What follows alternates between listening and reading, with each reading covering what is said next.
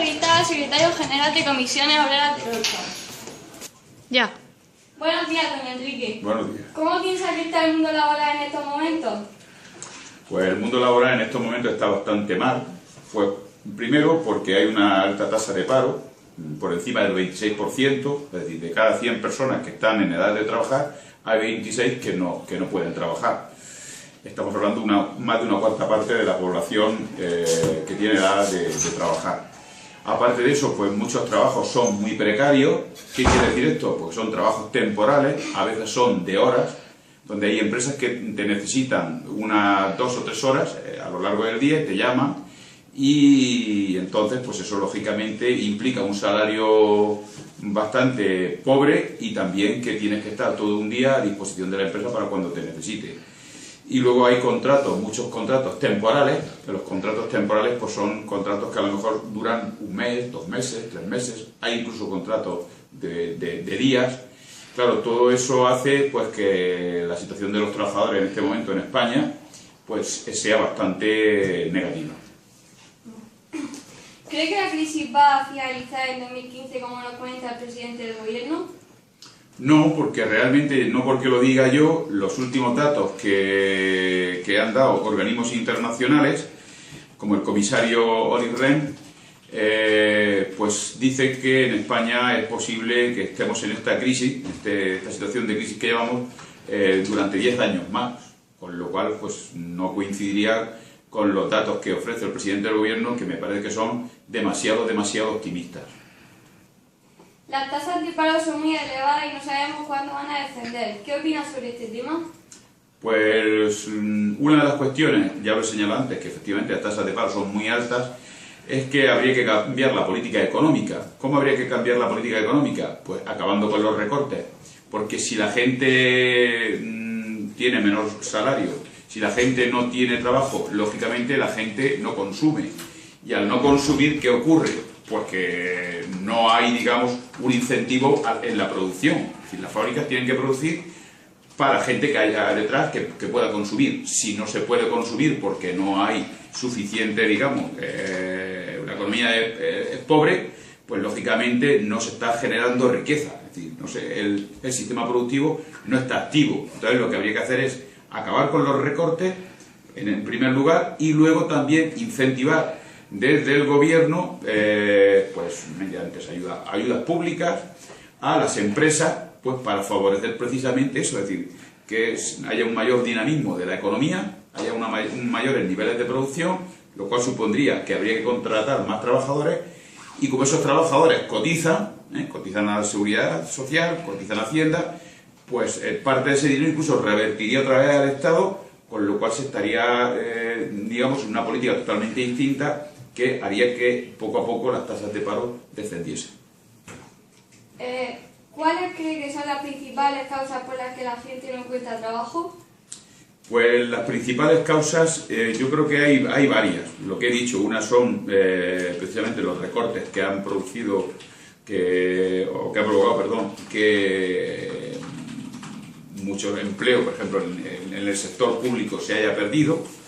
Luego también, pues que en España fundamentalmente toda la economía, o una gran parte de la economía giraba en torno a lo que es el sector inmobiliario, y como ahora mismo el sector inmobiliario hay un stock de viviendas, que hay viviendas pues para no sé cuántos miles de personas, muchos miles de personas, viviendas que realmente nadie va a comprar, que ha llevado a que muchas empresas de ese sector hayan tenido que cerrar.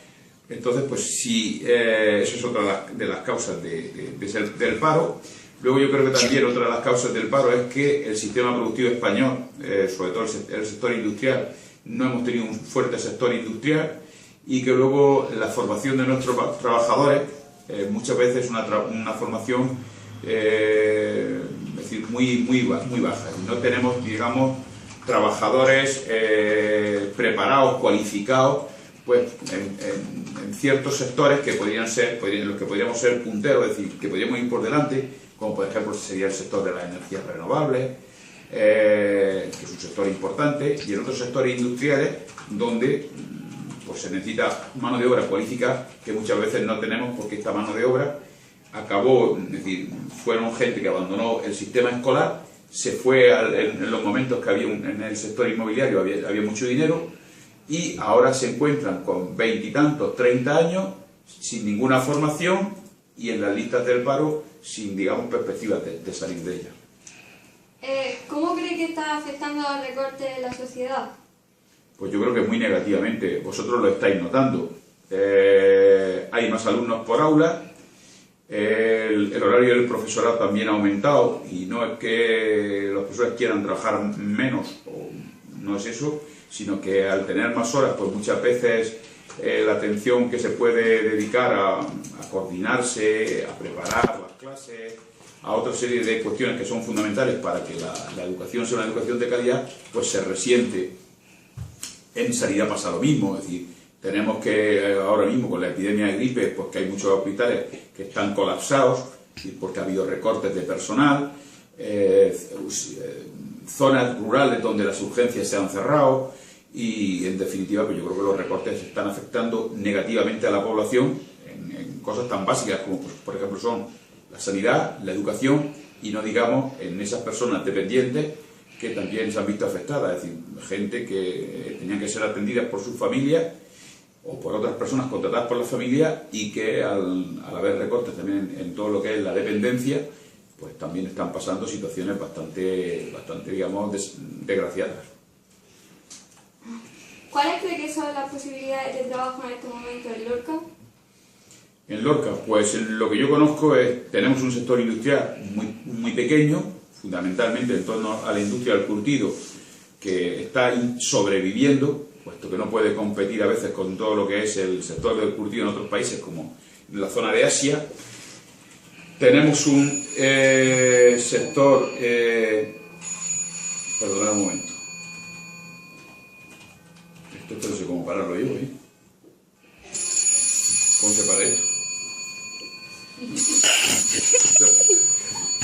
Soy tan moderno, ¿no? Estaba preguntando. Dime la pregunta, que se me ha ido. ¿Cuáles cree que son las Posibilidades, sí. Vaya a reír, el jefe de estudio no sabe utilizar un móvil nuevo. Yo es que llevaba un ladrillo.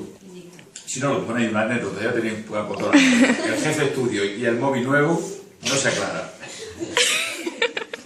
Bueno, entonces lo que estaba diciendo, en Lorca, ahora mismo las posibilidades, es decir, en el sector industrial, es el sector fundamentalmente, el sector del curtido, que es difícil sobrevivir, pues tiene que competir con los países asiáticos. Luego hay alguna industria de plásticos, alguna industria cárnica, alguna industria de manufacturación de productos agrícolas y ganaderos. Entonces el sector industrial no es potente. El sector de la construcción, ya he comentado antes, en toda España y por tanto también en Lorca, pues está también de aquella manera, aunque aquí hay un poco más de movimiento, pues debido a que se está reconstruyendo por los terremotos de mayo de 2011, se están reconstruyendo pues, edificios públicos y edificios privados, y luego fundamentalmente en Lorca se aguanta un poco el tirón, gracias sobre todo al sector agrícola y al sector ganadero, donde las tasas de paro son las más bajas. Porque otro de los sectores donde hay mucho paro es el sector servicio, es decir, el comercio, la hostelería, los restaurantes, todo el sector público, por lo que he comentado antes, que lógicamente la gente no va a ir a comprar, o no va a ir a un restaurante, o no va a ir a hacer un gasto si realmente pues, la economía es muy deficitaria. En la actualidad, ¿cree que se valora más la formación profesional o la académica? Hombre, yo creo que las dos son importantes. Hay que tener una buena formación académica y luego una buena formación profesional, sobre todo si uno quiere en el mercado laboral pues, tener salida.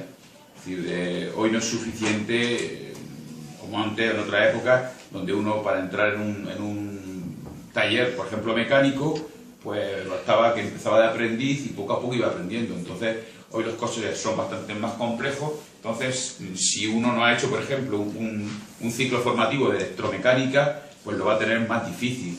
Entonces, dependiendo de a donde tú quieras encauzarte, o aquellos que hacen los ciclos formativos de soldadura, que tienen mucha salida, o otro tipo de ciclos formativos de cosas muy específicas que se necesita una buena formación académica y profesional, porque son a veces donde hay demandas laborales.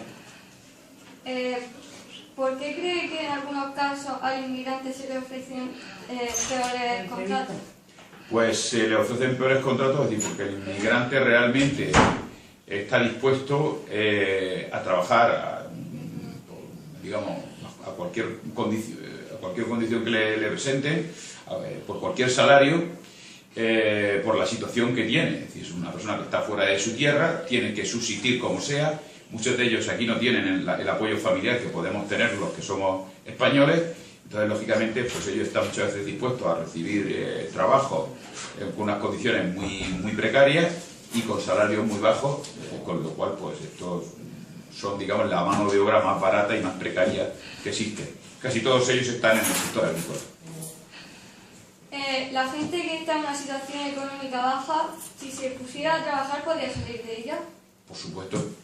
Es decir, el trabajo es la mayor fuente de riqueza. Es decir, un país con unas tasas de paro como el nuestro no va a ser un país rico.